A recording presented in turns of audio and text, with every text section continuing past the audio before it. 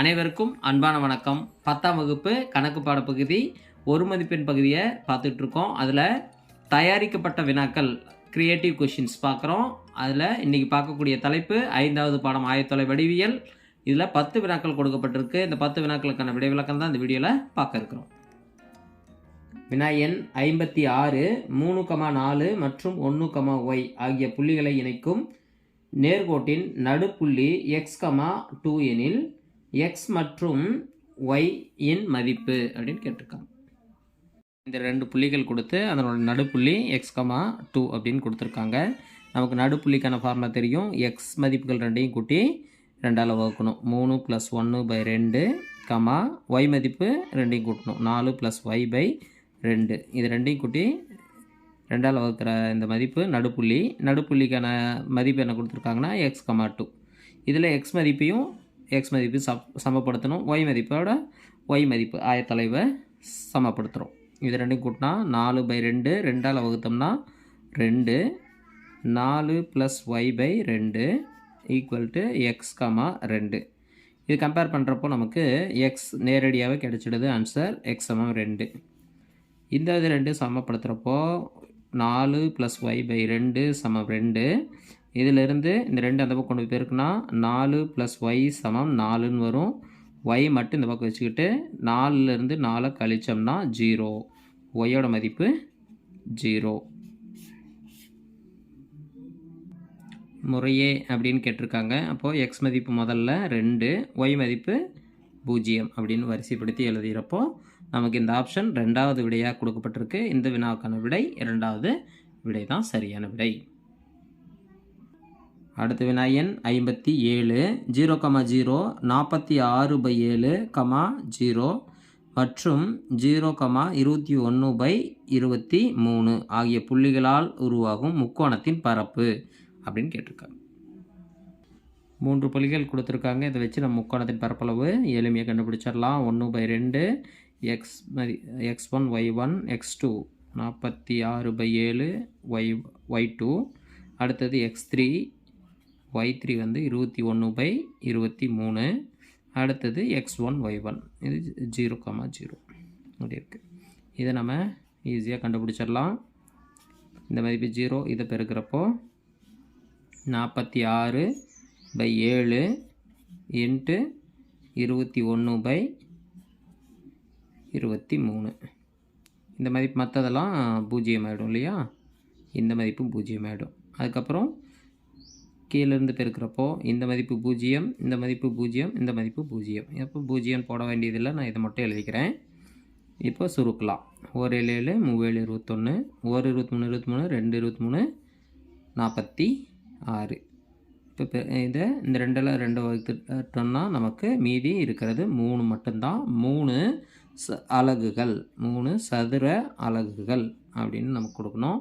இந்த 3 சதுர அலகுகள்ங்கிறது 3வது விடையாக கொடுக்கப்பட்டிருக்கு. இந்த வினாவுக்கான சரியான விடை 3வது விடை 3 சதுர அலகுகள். அடுத்து வினா எண் 58 x = y மற்றும் √3x - y = 0 ஆகிய நேர்கோடுகளுக்கு இடைப்பட்ட கோணம். கொஞ்சம் யோசிக்க வேண்டிய கணக்கு, யோசித்து விடை கண்டுபிடிக்க போகிறோம். மாதிரி 2 நேர்கோடுகளோட சமன்பாடு கொடுத்துருக்காங்க. இது y = mx + c என்ற வடிவத்துக்கு மாற்றுறப்போ y = x + 0ன்னு எழுதிக்கலாம். y = mx + c என்ற வடிவத்துக்கு கொண்டாந்தாச்சு. இங்கே சாய்வு m வந்து என்னென்னு வருது? 1. இங்கே 1 இருக்கிறதா அர்த்தம் இல்லையா? இதை வச்சுட்டு சாய்வு கோணம் தீட்டா கண்டுபிடிச்சிடலாம். சாய்வு கோணம் 45 டிகிரி. m = tan தீட்டான்னு போட்டு tan தீட்டாவோட மதிப்பு 1ன்னா 45 டிகிரி அப்படின்னு எழுதிக்கலாம். இதே போல் இந்த நேர்கோட்டுக்கு நம்ம கண்டுபிடிக்க போகிறோம். √3x - y அந்த பக்கம் கொண்டு போனால் +y ஆகிடும். இதை திருப்பி எழுதிக்கிறோம். y = √3x + 0ன்னு எழுதிக்கலாம். y = mx + c வடிவத்தில் வந்துடுச்சு. m சாய்வு வந்து √3ன்னு வருது. சாய்வு கோணம் tan தீட்டா எந்த மதிப்புக்கு √3 அப்படின்னு பார்த்தோம்னா தீட்டா வந்து 60 டிகிரி இல்லையா? இரண்டாவதாக கொடுக்கப்பட்டிருக்கிற கோடு சாய்வு கோணம் 60 டிகிரி ஏற்படுத்துது. x அச்சோட 60 டிகிரி ஏற்படுத்துது. முதலாவதாக கொடுக்கப்பட்டிருக்கிற கோடு x அச்சோட 45 டிகிரி ஏற்படுத்துது. அப்போது இந்த 2 கோடுகளுக்கும் இடைப்பட்ட கோணம் எவ்வளவாக இருக்கும் அப்படின்னு பார்த்தோம்னா 15 டிகிரி. 15 டிகிரி. 60 டிகிரிலேருந்து 45 டிகிரி கழிச்சா 15 டிகிரியாக இருக்கும். 15 டிகிரி அப்படிங்கிறதான் இதற்கு சரியான விடை. 15 டிகிரி முதலாவது ஆப்ஷனில் கொடுத்துருக்கு. இந்த கேள்வி கொஞ்சம் யோசித்து விடை கண்டுபிடிக்க வேண்டிய வினா. யோசித்தோம்னா எல்லா வினாக்களுக்கும் விடை கண்டுபிடிக்க முடியும். இந்த வினாவுக்கு விடை 15 டிகிரி முதலாவது ஆப்ஷன். அடுத்த வினா எண் 59. எக்ஸ் மற்றும் ஒய் வெட்டுத்துண்டுகள் முறையே 2 மற்றும் 3 உடைய ஒரு நேர்கோட்டின் சமன்பாடு அப்படின்னு கேட்டிருக்காங்க. ரொம்ப எளிமையான வினா. ஃபார்முலாவை யூஸ் பண்ணால் ஈஸியாக ஆன்சர் கண்டுபிடிச்சிடலாம். எக்ஸ் வெட்டுத்துண்டு ஏ. எக்ஸ் வெட்டுத்துண்டு ஏ என்னன்னு கொடுத்துருக்காங்கன்னா 2. ஒய் வெட்டுத்துண்டு பி என்னன்னு கொடுத்துருக்காங்கன்னா 3. நமக்கு ஃபார்முலா தெரியும். எக்ஸ் வெட்டுத்துண்டு X by A plus Y by B equal to 1. X by 2 plus Y by 3 சமம் 1. குறுக்க பெருக்கிடுங்க. 3x இது குறுக்க பெருக்குன்னா 2y பை 6ன்னு வரும் ஈக்குவல் டு 1. இந்த 6 அந்த பக்கம் கொண்டு வந்து பெருக்கிட்டோம்னா நமக்கு 3x ப்ளஸ் 2y சமம் 6ன்னு வரும். இது இன்னும் சுருக்கிறப்போ 3x plus 2y minus 6 equal to 0 அப்படின்னு வடிவத்துக்கு திட்ட வடிவத்துக்கு கொண்டு வந்துடலாம். ஆப்ஷனில் இந்த ஃபார்மேட்டில் தான் இருக்குது. 3x ப்ளஸ் 2y சமம் 6 அப்படின்றது இரண்டாவது விடையாக கொடுக்கப்பட்டிருக்கு. இரண்டாவது விடை தான் இந்த வினாவுக்கான சரியான விடை. இந்த வினாவுக்கான சரியான விடை 3x ப்ளஸ் 2y சமம் 6, இரண்டாவது ஆப்ஷன். ஒரு வட்டத்தின் மையம் 3,4. அவ்வட்டம் எக்ஸ் அச்சை தொடுகிறது எனில் அவ்வட்டத்தின் ஆரத்தினை காண்க அப்படின்னு கொடுத்துருக்காங்க. இந்த வினாக்கான விடையை பார்க்கலாம். வட்டத்தின் மையம் என்ன கொடுத்துருக்காங்கன்னா 3,4. இந்த மையம் 3,4 கொடுத்துருக்காங்க.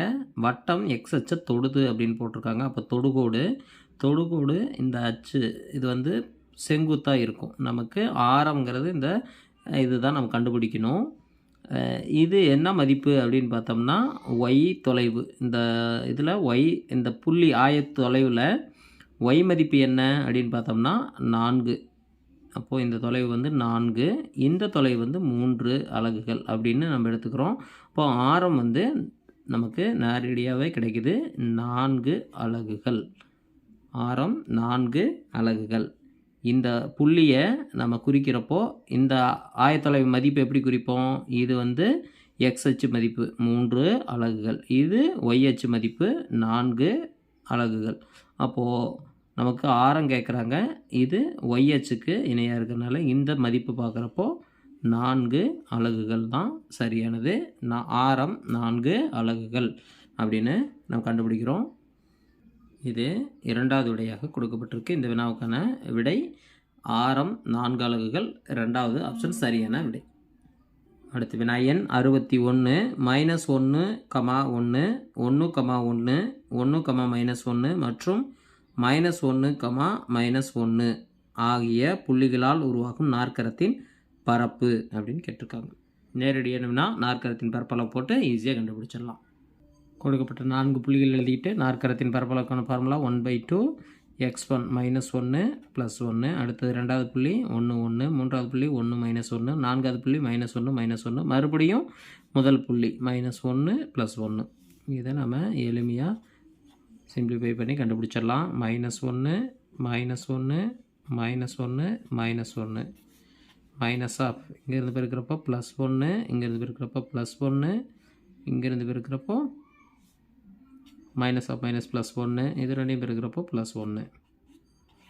இப்போ நமக்கு ஆன்சர் என்ன வருது? 1/2 -4, இங்கேயும் -4 ஈக்குவல் டு 1/2 -8ன்னு வருது. இதை சுருக்குன்னா -4ன்னு வரும். நமக்கு பரப்பளவு ப்ளஸில் தான் எடுக்க போகிறோம். அப்போ 4 அலகுகள், 4 அலகுகள் அப்படின்னு நம்ம எளிமையாக கண்டுபிடிச்சிடலாம். இந்த விடை 4 சதுர அலகுகள் அப்படின்ற இரண்டாவது ஆப்ஷன் தான் இதுக்கு சரியான விடை. இரண்டாவது ஆப்ஷன் 4 சதுர அலகுகள் அப்படின்றது இந்த வினாவுக்கான சரியான விடை. நேரடியான வினா. ஃபார்முலா தெரிஞ்சிருந்தால் எளிமையாக கண்டுபிடிச்சிட முடியும். அடுத்து வினா எண் 62.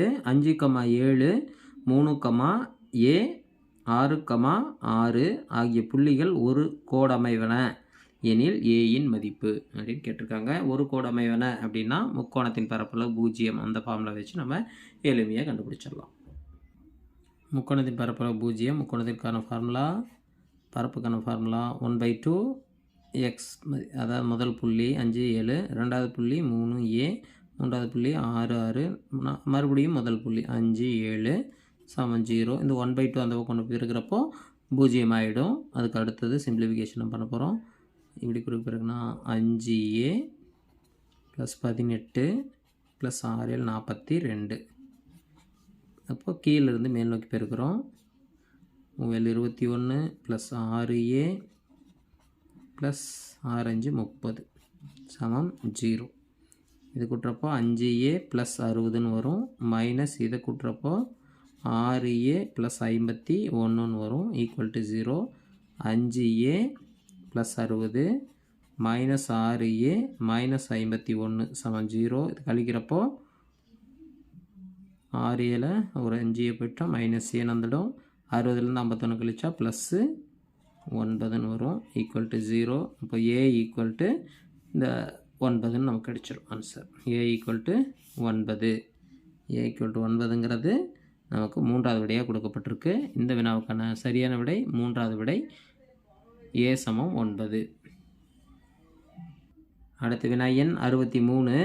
a 3, -5, b -2, 1 மற்றும் c 0, -1 ஆகியன ஒரு முக்கோணத்தின் உச்சிகள் எனில் உச்சி a வழியாக செல்லும் குத்துக்கோட்டின் சான்பாடு அப்படின்னு கேட்டிருக்காங்க. குத்துக்கோட்டின் சான்பாடு மாதிரி படம் வரைஞ்சி புள்ளிகளை குறிச்சிக்கலாம். a வழியாக வரையக்கூடிய குத்துக்கோட்டின் சான்பாடு இந்த AD அப்படின்னு சான்பாடை கண்டுபிடிக்கணும். இப்போது நமக்கு எந்த மெத்தேடில் போட போகிறோம்? இந்த BC கோட்டோட சாய்வு கண்டுபிடிச்சா இது செங்குத்தாக இருக்கிறனால AD கோட்டின் சாய்வு கண்டுபிடிக்கலாம். ஒரு புள்ளி சாய்வு அமைப்பில் குத்துக்கோட்டின் சான்பாடை கண்டுபிடிச்சிடலாம். முதல்ல நம்ம கண்டுபிடிக்கிறது BCயின் சாய்வு.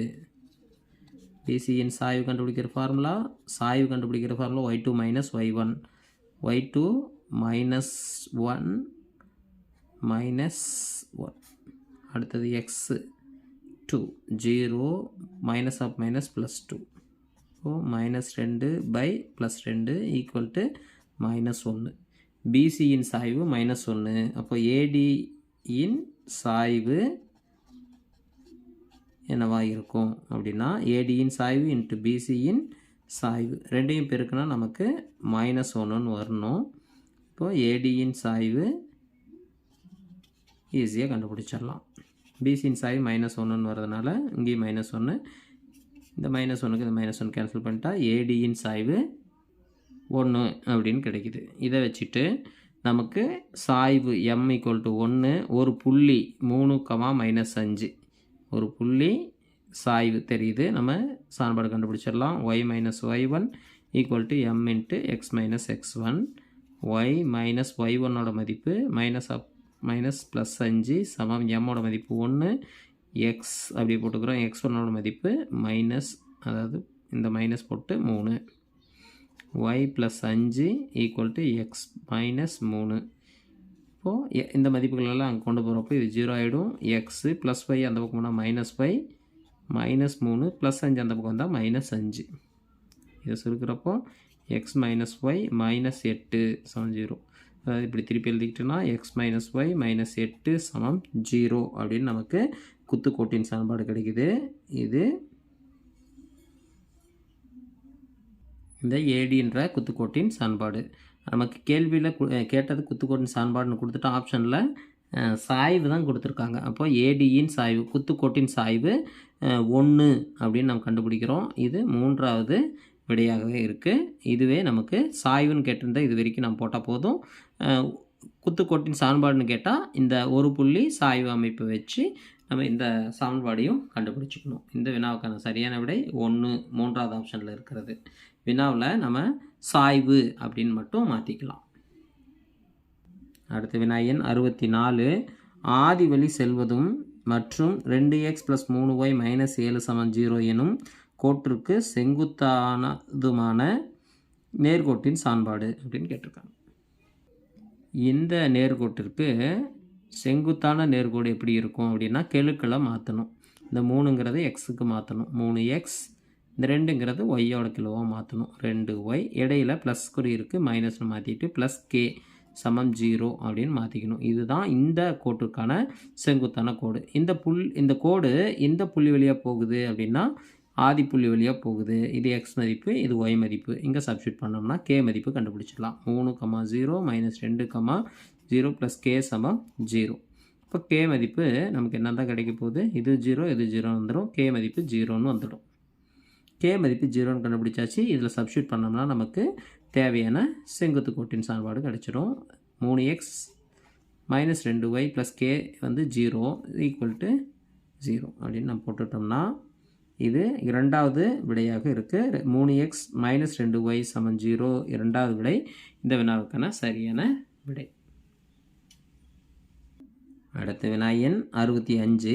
2x - y = 10 எனும் நேர்கோட்டின் எக்ஸ் வெட்டுத்துண்டு அப்படின்னு கேட்டிருக்கு. 2x - y = 10 அப்படிங்கிற நேர்கோடு கொடுத்துருக்காங்க.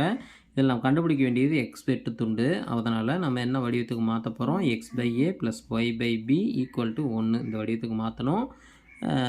சான்பாட்டுக்கு அந்த பக்கம் 10 இருக்கிறனால 10ஆல் வகுத்தா இங்கே 1 மாறிடும். அதுக்காக 2x/10 - y/10 = 10/10 இந்த வடிவம் மாறிடுச்சா? 2ஆல் வகுக்கிறப்போ x/5 - y/10 = 1. இது இந்த வடிவத்தில் மைனஸ் வராது, ப்ளஸ் வருவங்கள இல்லையா? அதனால் இங்கே ப்ளஸ்ன்னு மாற்றிட்டு இங்கே -10 அப்படின்னு போட்டுக்கலாம். இப்போ திட்ட வடிவமாக வந்துருச்சா? x/a + y/b = 1. நமக்கு கேட்குறது எக்ஸ் வெட்டுத்துண்டு. எக்ஸுக்கு கீழே இருக்கிறது எக்ஸ் வெட்டுத்துண்டு அப்படின்னு சொல்லுவோம்.